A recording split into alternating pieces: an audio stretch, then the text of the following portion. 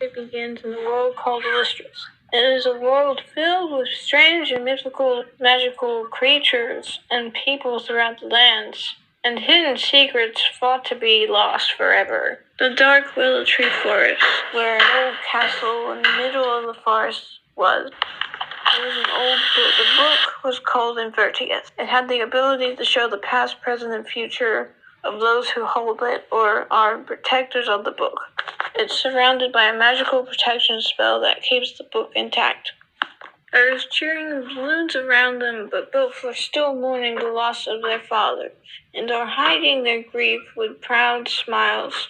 The older brother, Impertentius, became the new king of Dritoria, and the younger brother of the new kings began to rule their kingdoms. A young orphan girl named Lystra. She was a curious girl in a small village. She was looking down at the river water, and she saw her reflection. I wish with all my heart someday I find my parents and learn who I am.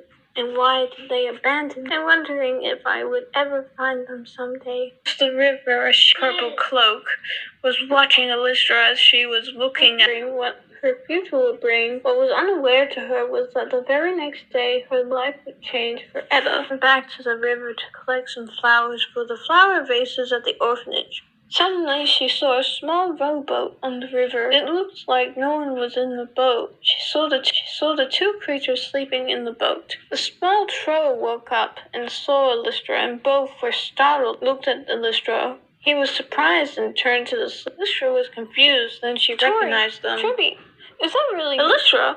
I barely recognize you. Words Tribby explained to Lystra that he and Dotori were still looking for the book. They showed Lystra a map of Illustris